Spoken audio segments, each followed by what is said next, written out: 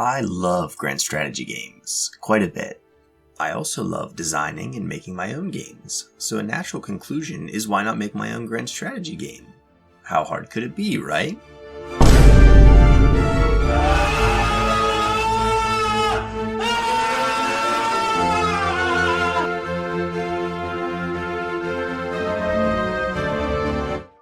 Turns out it's pretty tough. Grand strategy is a genre that is generally full of mechanics, large dynamic worlds, and massive convoluted game architecture questions around every corner. This is reflected in the Steam data. If we look at releases by tag and filter by either grand strategy or something that is much more indie-friendly, such as platformers, we see a huge difference in releases per year. Platformer had 955 games released in 2024 so far. Grand strategy had only 75.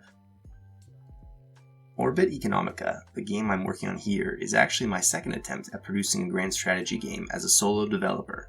My first attempt was a fantastic learning experience about architecture, best practices, and especially what not to do.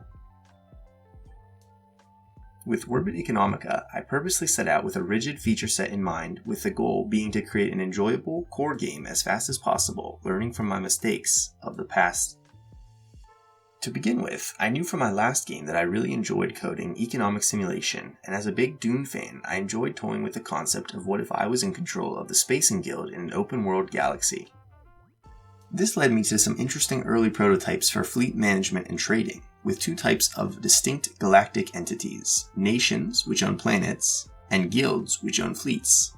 It's a symbiotic relationship where guilds need to buy and sell from nations, since nations own all the planets, and nations need guilds to keep resources moving efficiently within their borders, because their planets cannot trade with each other directly. But what would be traded, and how would the markets of an entire galaxy work together? I split out each planet in the galaxy into its own submarket, and then designed resources that were produced or consumed by industrial sectors within each planet. This provides the base substrate for economic supply and demand on a local level. A resource can be either very cheap due to mass production or very expensive due to high demand, with a variety of consumption and production occurring per planet for various reasons. Next up was making fleets customizable by adding a modular component system that determined things like speed of travel, cargo stored, and automation level possible. Components consume resources from within a fleet's cargo hold. If they need resources to run on, like fuel for engines, the amount consumed can vary based on if the fleet is standing still or moving from planet to planet. I did not want the player to have to micromanage their fleets into the endgame though, since as you scale a guild from one fleet to an armada late game, it would become more of a chore than engaging gameplay. For fleet automation, I broke out fleet controls into manual, semi-automatic, and full automatic. Manual is the base gameplay where the player is fully responsible for moving the fleet from planet to planet and buying and selling at their own discretion. Semi-automatic fleet control allows the player to pre-establish trade routes with instructions for what to buy and sell and in what quantities. This is broken into ordered steps per planet, allowing the player to predetermine a circuit of planets to move from one by one. Within each step, the player can select either flat amounts, like buy 10 ore, sell 10 energy, or buy percentage of total cargo space, like buy up to 15% biomass and sell 15% medical goods. Then, the fleet will run that trade route, doing as instructed.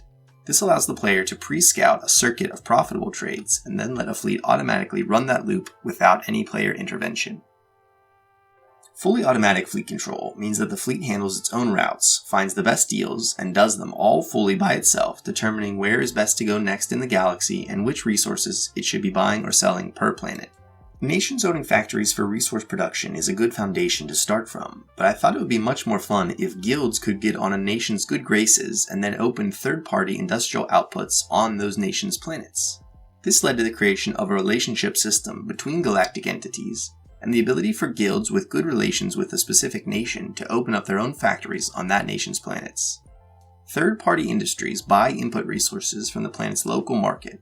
Then the guild owner gets to choose to automatically sell into the market or to stockpile the outputs of that industry into a private on-world stockpile for off-world transport and selling elsewhere. Theoretically, if relations sour enough between the owning nation and the owning guild, the owning nation will seize all the guild's buildings for itself, removing the privilege of ownership for the guild.